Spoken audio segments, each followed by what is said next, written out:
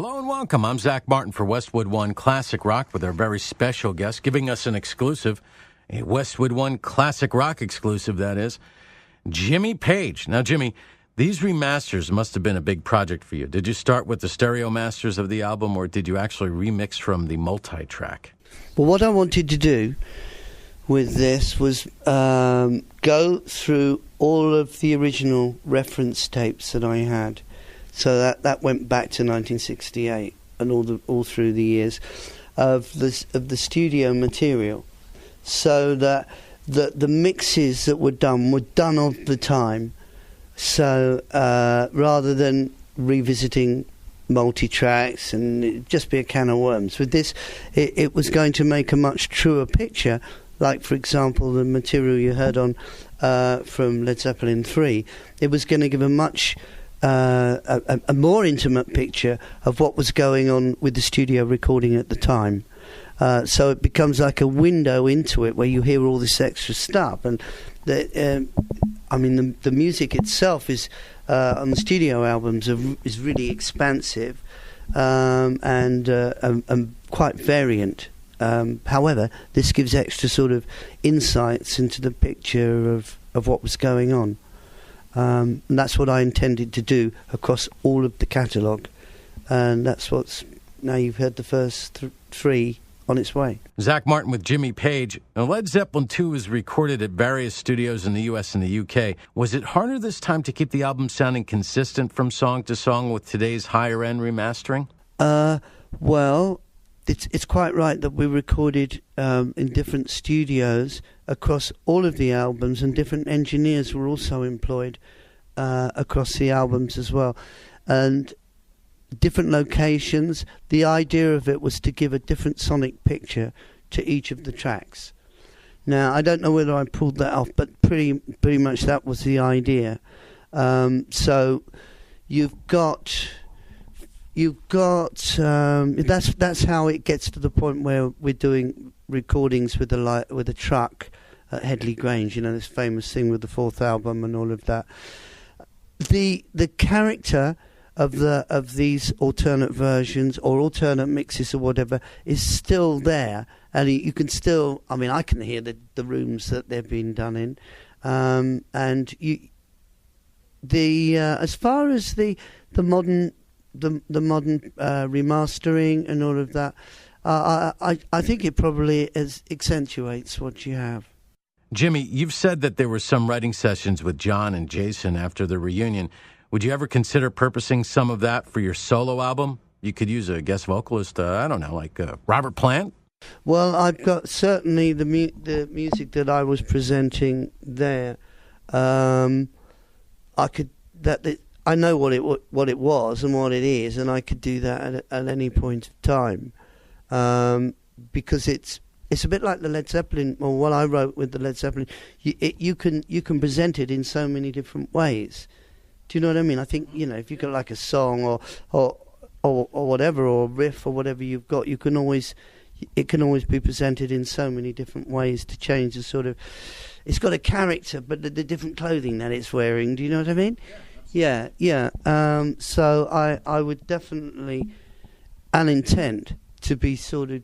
I've done this Led Zeppelin stuff for quite a while now, and as it's coming out over a couple of years, that gives me an opportunity to start concentrating on doing some live stuff.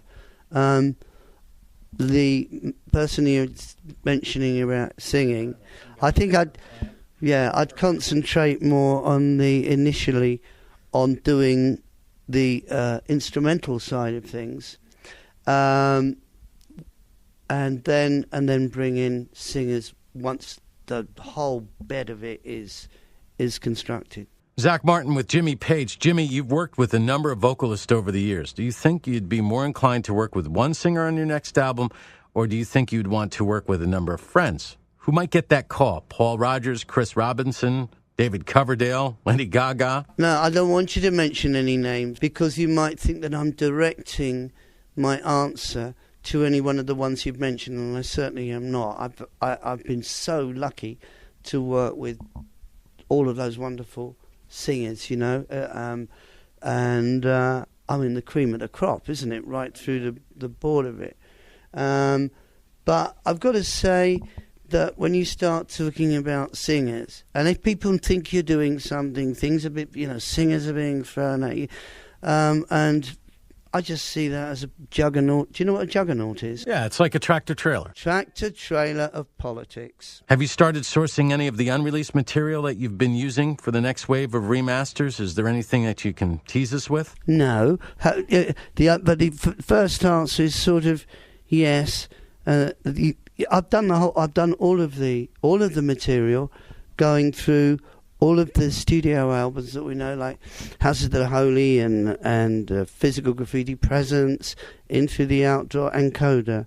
All of the musical content is, like you've heard today, is the alternate mixes, and the companion audio is all completed. Zach Martin along with Jimmy Page, our exclusive interview. Now, we get a lot of questions on Westwood One Classic Rock from listeners, and a lot of Zeppelin fans. They have a number of coveted releases, unreleased performances, I should say.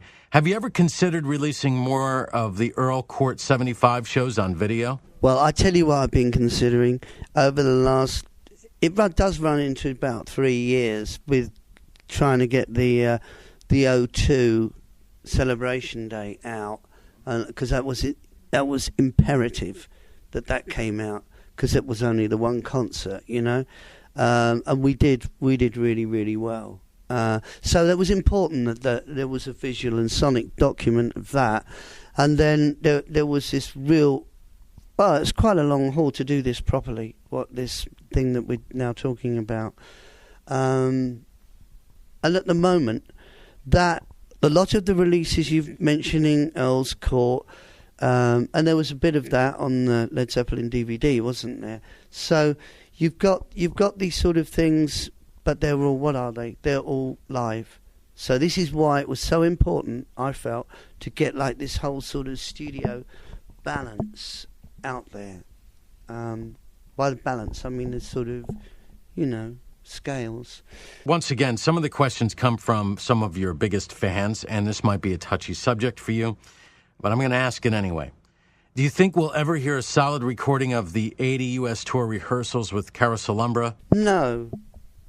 I guess, all of this sort of stuff sort of gains mythical proportions, and all I can say about the bootleg is that as far as I was concerned, I wanted to know every sort of bootleg that was out there as studio material. And I paid great attention to know what was out there, to make sure that what I was putting out was not what was already out there. So I paid a lot of attention to that. That's it, really. But all of this, what I'm trying to say, is so much time has been sort of devoted to this whole Led Zeppelin thing, that and it's worthy, it's the right thing to do, but I've got other things to do now. Another listener question here from Chris. If wearing and tearing is the style direction you would have taken after In Through the Outdoor, did you ever get the feeling that John Paul Jones was trying to start that dialogue with his Zuma album in '98? I don't know what unfortunately I can't give a good answer to that, because I don't know. He's obviously, the person who's asking this question knows his point of references. Wearing and tearing was something that was done at sort of a frenetic outflow of energy from all of us, and it was it was what was it? Okay, but it was okay. So wearing and tearing was just a real outpouring of energy, and it's really pretty aggressive. I wouldn't say that what would have come, and it's all hypothetical, isn't it? Wasn't going to be really fast and aggressive, and no, not at all. But it would have been pretty sexy. Zach Martin, along with Jimmy Page on Westwood One Classic Rock in our exclusive interview. Jimmy, did you feel a kind of pressure when you and Robert were recording Walking into Clarksdale? Well, Walking into Clarksdale, he was very keen to, and that the guitar was not overly orchestrated. He wanted to keep it quite sort of bare essentials. Well, I didn't mind that at all. I thought, yeah, sure, fine, I'm fine with that.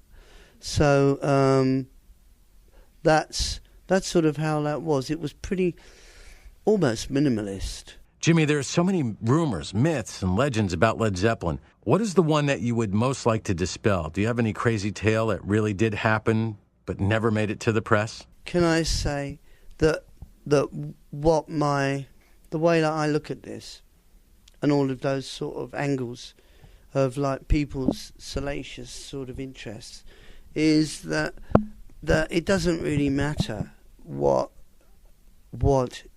or it doesn't bear any relevance to the music. It really doesn't. And no, you just mentioned like a shark. Who really cares how long a shark is? But they want to know how long one of the pieces of music is, because it's far more rewarding to listen to the music. Now, you gave us some of the greatest concerts in history. What show did you attend as a spectator that really floored you? Maybe one where I actually went there and was knocked out, the O2 concert. But I didn't see the band on that night. Well, if you think about it, because I was on stage. Yeah. But the O2 was a thrilling, awe-inspiring concert. Yeah, that was quite a concert. Zach Martin here for Westwood One Classic Rock. Thank you very much, Jimmy Page.